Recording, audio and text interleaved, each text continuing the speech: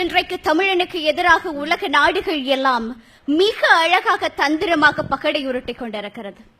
ஆம், நாங்களும் அவர்களுக்கு பின்னால் பிஸ்கட்டுகளுக்கு அலையும் நாய்க்குட்டிகளை போல வாலாட்டி கொண்டு சென்று கொண்டிருக்கிறோம். இன்றைக்கு நம்முடைய பண்பாடும் பாரம்பரியமும் பூச்சியங்களாக அடையாளம் காட்டப்பட்டுக் கொண்டிருக்கிறது, குப்பைகளாக காட்டப்பட்டுக் கொண்டிருக்கிறது.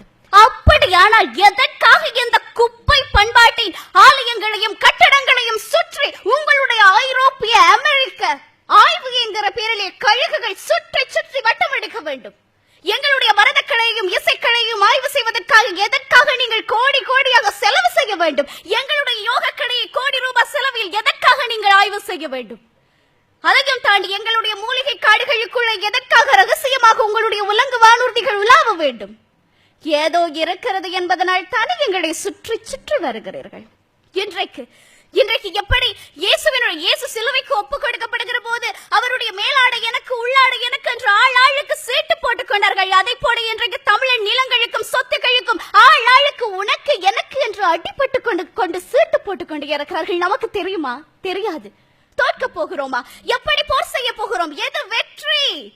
இப்படை தோற்கின் என்பதற்கு முன்பதாக எது வெற்றி? வெற்றி என்பது ஒரு இனத்தை அழித்து இன்னொரு இனம் வாழ்வது கிடையாது.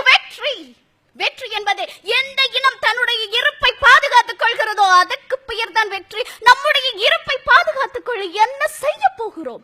இன்னொரு யுத்தம் செய்ய போகிறோமா? 30 ஆண்டுகள் படை வளர்த்தோம், ஒரே நாளில் தாரை வார்த்து கொடுத்தோம், வீட்டுக்கு ஒரு வீரன் என்று அனுப்பி இன்றைக்கு அனுப்புவதற்கு எங்களிடம் எதுவும் கிடையாது, இலக்கு எதுவும் கிடையாது.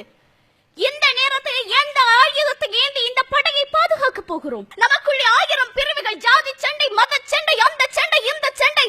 தேயிலை தோட்டங்களுக்கு கீழே தமிழன் செத்து விழுகிற போது இந்திய தமிழன் தானே என்று பேசாமல் இருந்தோம். ஒரு நாடை ஒரு தமிழனை 18 நாடுகள் சேர்ந்து தம்சம் செய்த போது என்ன செய்து கொண்டிருந்தோம்? இலங்கை தமிழன் தானே என்று பார்த்து கொண்டிருந்தோம்.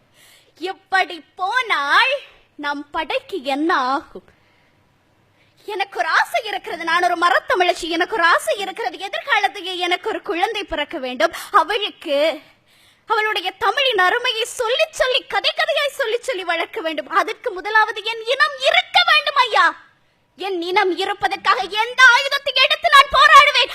நிலம், நீர், தீ, காற்று, ஆகாயம், பஞ்சபூதங்களையும் முகவரிகளாக சொன்ன இனம் எங்களுடைய இனம். அந்த ஆயுதத்தை கையில் எடுப்போம். இயற்கையை பாதுகாப்பதுதான் ஒரு இனத்தை பாதுகாப்பதாகும். இறுதியில் ஒன்றை சொல்லிக்கொள்ள விரும்புகிறேன். புலி பதுங்குவது எல்லாம் பயந்து விட்டது என்று அர்த்தம் கிடையாது. நன்றி, வணக்கம். பிரியதர்ஷினி, ரொம்ப உணர்ச்சி வசப்பட்டு ரொம்ப அழகா மண் வாசனையோடு பேசுனீங்க. வாழ்த்துக்கள். ஏன்னா இப்பவே உங்களுடைய பேச்சுக்கு வெற்றி வாகை சூடுகிறோம். ஏன்னா அந்த ஒவ்வொரு எடுத்துக்காட்டுகளும் நீங்க சொன்னதெல்லாமே அனுபவபூர்வமாக பார்த்துருக்கீங்க. எதிர்காலத்திலையும் எப்படி அதை கொண்டு செலுத்துவீங்கிறதுக்கு ஒரு முத்தாய்ப்பா ஒரு என்னுடைய குழந்தைக்கு என்ன சொல்லி தருவேன்னு சொன்னீங்க பாருங்க. அந்த உணர்வு தான் வேணும்னு நாங்கள் எதிர்பார்க்குறோம். நல்ல உணர்வுக்கு பாராட்டுகள். உங்களுக்கு ஒரு கேள்விமா. இப்போ யானையின் பலம் எதிலே? தும்பிக்கையிலே. மனிதனுடைய பலம் எதிலே? நம்பிக்கையிலேன்னு சொல்லுவோம் இல்லைங்களா? உங்கள்கிட்ட அந்த நம்பிக்கை நிறைய இருக்கு.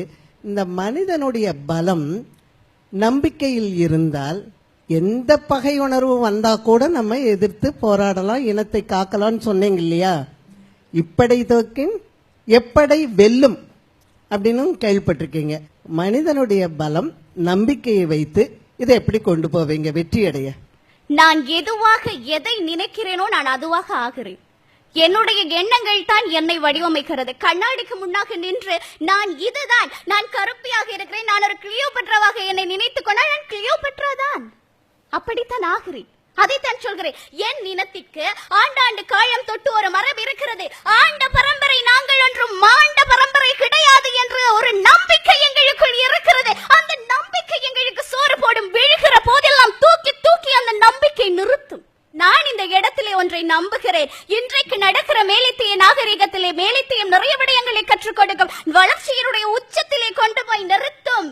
ஆனால் ஒரு நாள் ஒரு கேள்வி வரும். இந்த எல்லாமே தலைகீழாய் மாறும். இதை யார் சரிப்படுத்த போகிறார் என்ற கேள்வி வரும். எங்கிருந்தான் என்று தெரியாது, என்ன செய்தான் என்று தெரியாது. ஆனால் அந்த இடத்திலே ஒருவன் எழும்பி நிற்பான். அவன் தான் தமிழன். அந்த எழும்பி நிற்கிற தமிழன் எல்லா தீங்குகளுக்கும், எல்லா விடை காண முடியாத கேள்விகளுக்கும் ஒரு பரிகாரியாக எழுந்து நிற்பான். அது என்னுடைய நம்பிக்கை. இந்த நம்பிக்கைப்படி எல்லாமே நடக்கும் என்று நான் நம்புகிறேன்.